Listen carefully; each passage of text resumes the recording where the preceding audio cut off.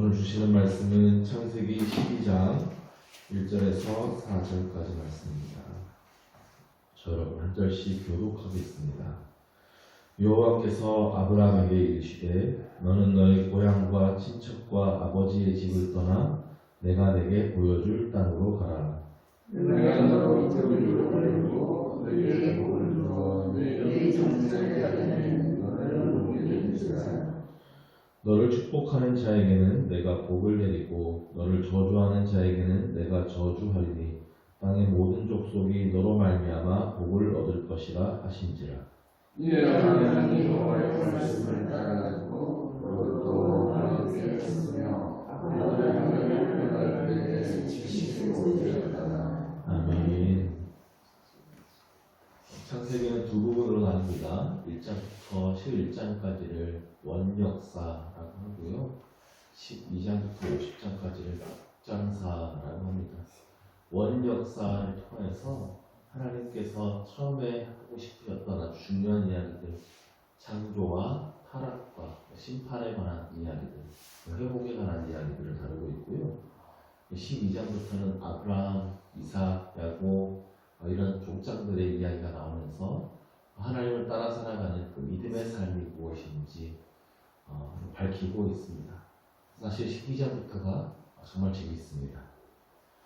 창세기 1장에서 11장을 통해 증명된 중요한 사실이 있어요. 그것은 인간은 안 된다라는 사실입니다.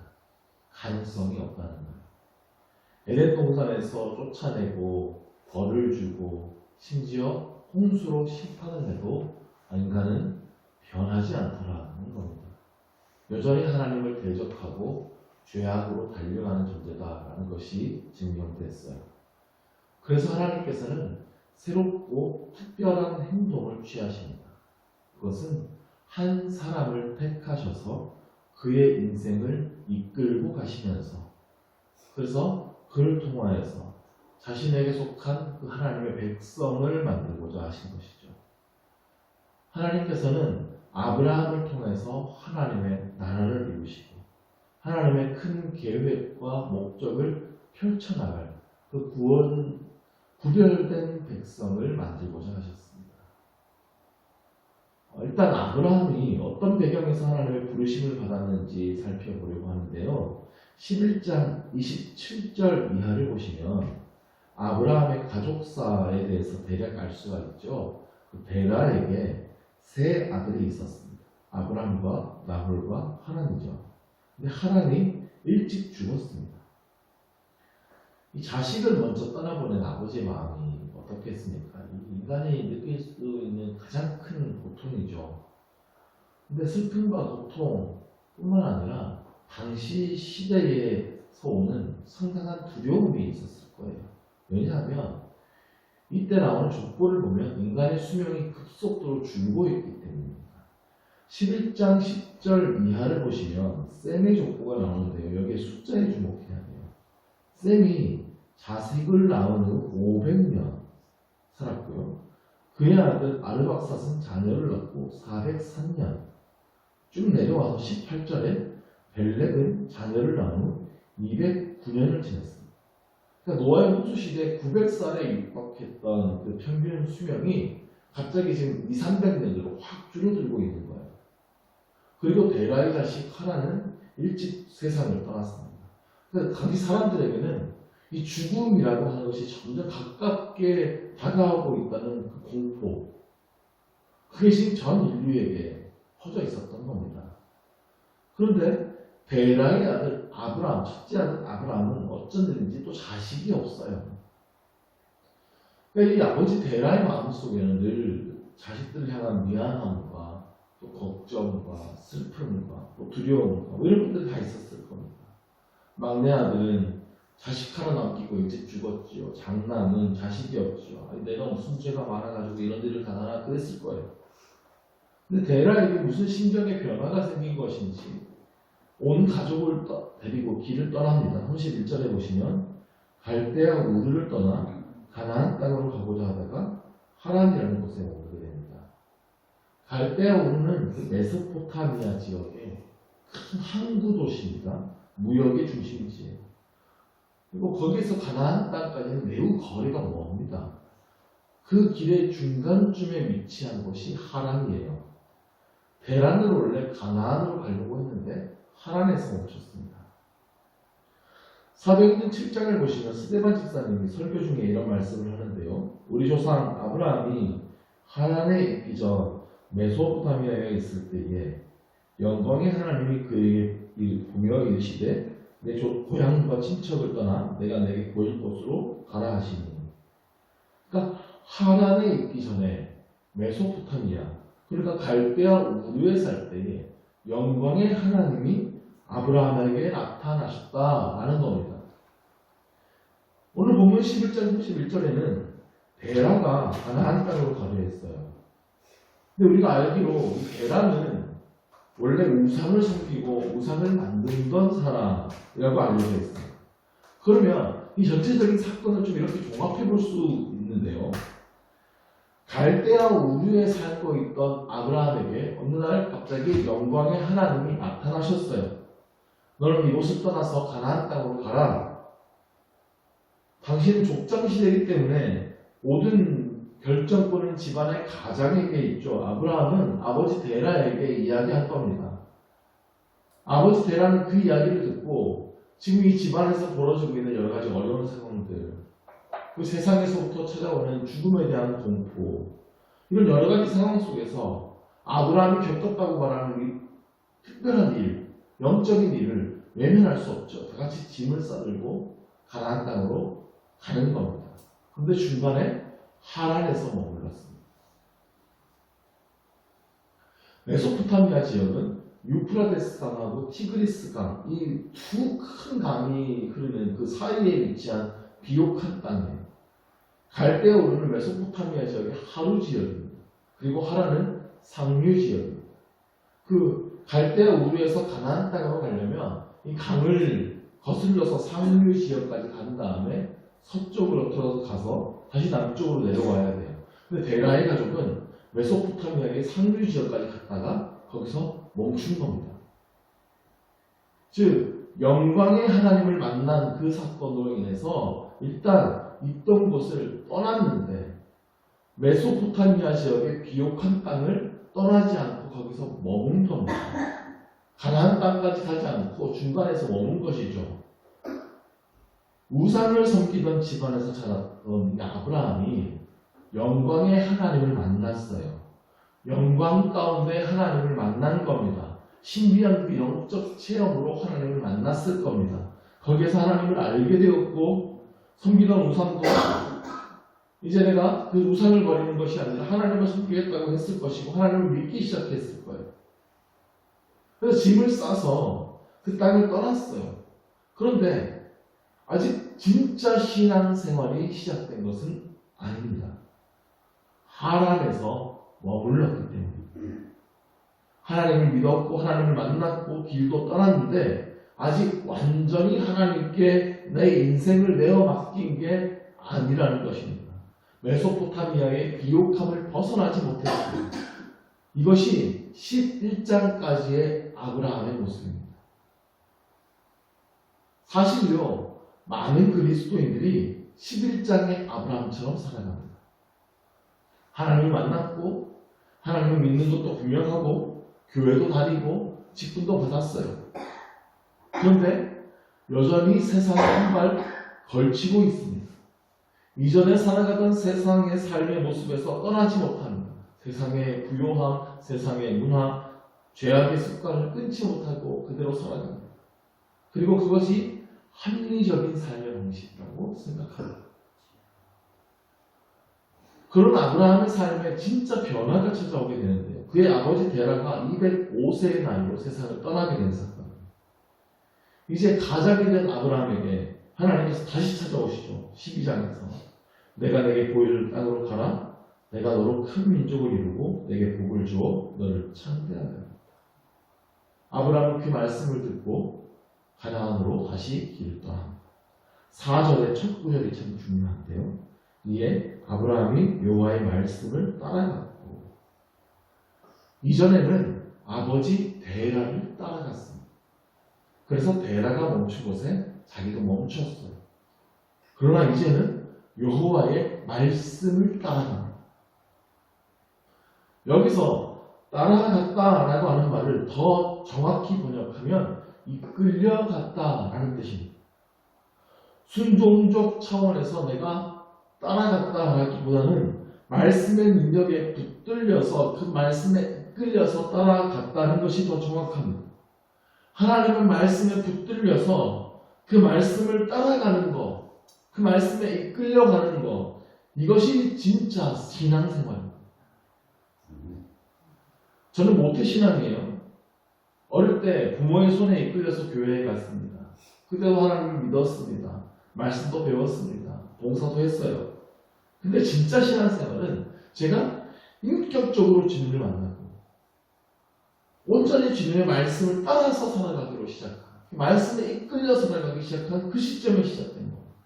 말씀을 따라 살려고 했던 것은 온전히 100% 제 의지가 아닙니다. 하나님의 은혜, 하나님의 사랑, 그 말씀에 내가 붙들렸기 때문에 이끌려간 것입니다. 우리가 하나님의 존재를 잘 모를 때에도 하나님은 우리가 함께 하십니다. 우리가 방황할 때도 하나님은 여전히 우리를 사랑하십니다. 우리가 예수를 믿게 되고 별 믿음 없이 신앙생활할 때에도 하나님은 여전히 우리를 지켜주시고 필요한 은혜들을 공급해 주십니다. 내가 누군가의 손에 이끌려서 신앙생활할 때도 하나님은 우리에게 은혜를 부어주세요. 근데 진짜 신앙생활이 시작되는 것은 내가 정말 하나님의 말씀에 붙들리는 때입니다. 아무리 신앙생활을 오래 해왔고 예배 빠지지 않았고 직분도 받았어도 나의 삶의 진짜 신앙생활이 시작되는 것은 나에게 정말 하나님의 말씀이 부딪혀오고 그 말씀에 붙들리고 그 은혜에 붙들려서 그 말씀에 이끌려 살아가는 그때부터인 것입니다. 근데 그 말씀이 우리를 강제적으로 그냥 끌고 가시는 것은 아니에요. 인격적인 주님이십니다. 그래서 말씀하시고 우리의 결단을 요구하시고 하나님은 기다리십니다. 결단해야 되는 게 뭘까요? 내가 의지하는 것을 떠나는 것. 그래서 하나님의 말씀만 의지하며 걸어가기 시작하는 것이에요. 너의 고향과 친척과 아버지의 집을 떠나라고 하셨어. 너의 고향이라고 하는 말은 네가 살고 있는 삶의 근거지입니다. 친척이라는 것은 의역한 건데 너의 사람이라는 뜻이에요. 너와 가까운 사람, 친하게 지내는 사람, 의지하는 사람들, 어려울 때 도와줄 수 있는 사람들을 떠나라는 겁니다. 아버지의 집이라고 했는데 친형제와 가족들이죠. 아니 그러면 혼자 살아라는 뜻입니까? 아니죠. 고향과 친척과 아버지의 집은 네가 의지하고 있는 모든 것을 뜻합니다. 우리가 세상의 것 의지할 만한 것이 있으면 하나님 의지하지 않습니다. 돈이 많은 사람은 문제가 생기면 돈으로 해결합니다. 하나님이 필요 없어요. 인맥이 좋은 사람은 사람으로 해결하겠죠. 역시 하나님이 필요 없어요. 똑똑한 사람은 자신의 지혜로 방법을 찾을 겁니다. 그런데 그 어떠한 방법도 다 막히면 드디어 하나님을 찾습니다. 이건 진짜 하나님이 있는 게 아닙니다. 하나님만이 나의 도움이시고 하나님만이 나의 의지가 되시고 나의 힘이 되시고 지혜가 되시고 길과 진리와 생명이 되심을 믿으면 어떠한 일이 닥쳐도 가장 먼저 하나님을 찾습니다. 이것이 믿음의 삶입니다. 또한 고향과 친척과 아버지의 집은 우리가 세상에서 살아가는 방식을 뜻합니다. 내가 그 세상의 방식, 살아가던 방식을 이제 떠나야 한다는 것이죠. 새로운 삶의 방식으로 들어오라는 것입니다. 예수를 믿는 사람들은 다 이 성경 말씀이 하나님의 말씀이라고 믿습니다. 완전한 하나님의 말씀이라고 믿어요. 그런데 성경 말씀이면 충분하다고 생각하는 사람이 그리 많지 않습니다.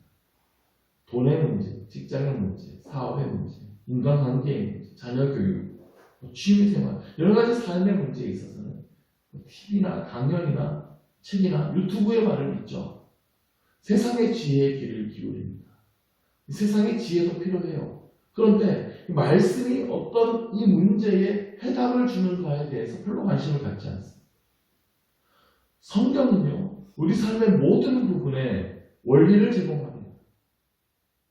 그러므로 그리스도인은 삶의 모든 부분에 있어서 성경 말씀이 뭐라고 말하고 있는지, 성경적 원리가 무엇인지, 하나님의 뜻이 무엇인지 물어야 돼요. 삶의 전 부분에서 하나님의 말씀대로 살아가는 것이 우리 그리스도인의 삶이 되어야 하는 것입니다. 하나님은 아브라함에게 너는 복이 될지라고 지금 말씀하셨어요. 너 자체가 복이 되게 하겠다라고 말씀하십니다. 너로 큰 민족을 이루고 내 이름을 창대하게 하고 너를 축복하는 자에게 복을 내리고 너를 저주하는 자에게 저주하고 땅의 모든 족속이 너로 말미암아 복을 얻을 것이다. 어마어마한 말씀이죠. 너무 어마어마해서 믿겨지지 않는 말씀. 여기서 중요한 것은요, 내가 하겠다라고 하는 말씀. 하나님께서 하신다는 겁니다. 내가 너로 큰 민족을 이루고 내가 내 이름을 창대하게 하고 너를 축복하는 자에게는 내가 복을 내리고 너를 저주하는 자에게는 내가 저주하고 다 하나님께서 하신다는 거예요. 우리가 세상의 방식을 떠나서 오직 하나님의 말씀대로 살며 오직 하나님의 지혜를 의지하고 하나님의 말씀을 의지하면 하나님께서 하신다는 거예요. 오직 하나님의 말씀에 붙들려서 하나님의 말씀에 이끌림을 받아서 살기 시작하면 하나님께서 우리의 삶을 복되게 하십니다. 이것이 하나님께서 여러분들과 함께 걸어가고자 하는 삶의 방식입니다. 진짜 신앙생활입니다. 이 하나님의 부르심 앞에 응답하여서 그 길을 걸어갔던 아브라함처럼 믿음의 후손인 우리들도 이 길을 걸어가기로 결단하시기를 바랍니다. 비록 그 길이 때로는 광야 같을지라도 하나님께서 우리를 복이 되게 하실 것입니다. 그래서 그 광야에도 시내가 오르고 꽃이 피게 될 거예요. 그 복된 인생을 끝까지 살아가는 저와 여러분이 될 수 있기를 간절히 축원합니다. 기도하겠습니다. 하나님 아버지, 죄 많은 우리들, 답이 없는 우리의 인생을 하나님께서 불쌍히 여기시고 구원하여 주신 크신 은혜에 감사드립니다. 또한 우리를 복이 되게 하시겠다 약속하시면서 우리를 부르신 하나님의 그 크신 은혜에 감사드립니다.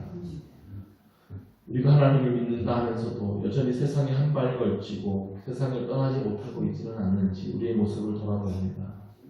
다시 하나님의 부르심을 받고 믿음의 길을 떠났던 아브라함처럼 우리도 다시 그 말씀에 붙들려 말씀의 이끌림을 따라 믿음의 길을 떠나게 하여 주옵소서. 오직 하나님만을 의지하고 하나님의 말씀이 이끄는 대로 순종하며 살아가는 우리의 삶이 되게 하여 주옵소서.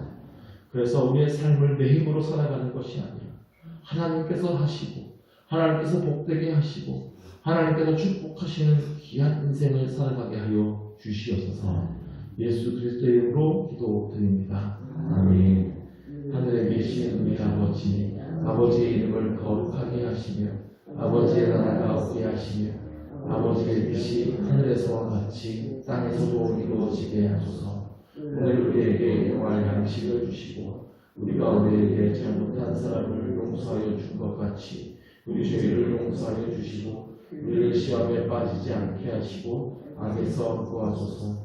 나라와 권능과 영광이 영원히 아버지의 것입니다. 아멘.